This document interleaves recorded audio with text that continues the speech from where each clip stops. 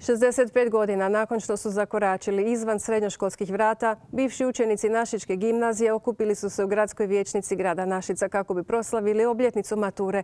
Posebna obljetnica bila je prilika da se prisjete dragocjenih trenutaka iz srednjoškolskih dana, obnove stara prijateljstva i podijele svoje životne priče.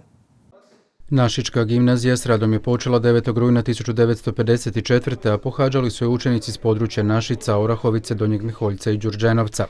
Bivše gimnazijalce je u gradskoj vijećnici primio gradonačelnik Krešimir Kašuba, koji je istaknuo važnost gimnazije za lokalnu zajednicu. Po prvi put u Našicama, isto tako i prijem danas u uredu je po prvi put, znači našički maturanti u obljetnici okrugloj 65 godina slave, ali ujedno i simbolično otvaranje gimnazije u Našicama koja je tada bila od strateške važnosti za grad Našice, za razvoj grada i dugu tradiciju sve do današnjih dana. Posebna obljetnica bila je prilika da se bivši gimnazijalci prisjete dragocjenih trenutaka iz srednjoškolskih dana, obnove stara prijateljstva te podijele životne priče. Prije puno godina, 54. upisali smo gimnaziju, nas 73.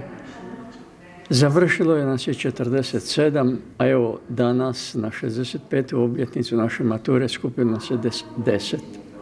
Mnogi drugi, njih još 10 su doma iz zdravstvenih razloga nisu mogli biti prisutni. Ovo je već 23. susret prve generacije maturanata koji su ostavili jedinstven trag u izgradnji Našica.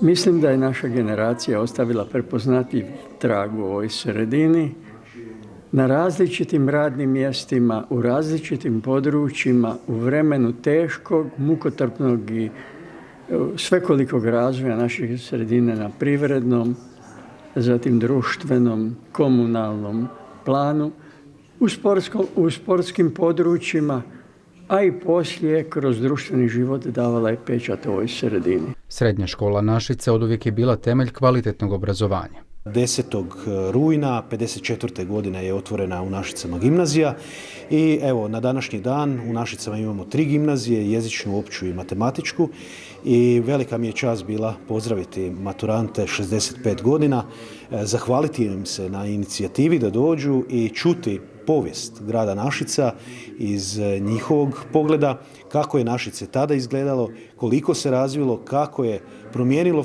vizuru grada i kako Našice je postala jedna urbana sredina. Bivši gimnazijalci pohvalili su se svojim postignućima u različitim područjima, od akademske karijere, umjetnosti, poslovnog svijeta, pa sve do volonterskog rada, no prisjetili su se i kako se nekada živjelo.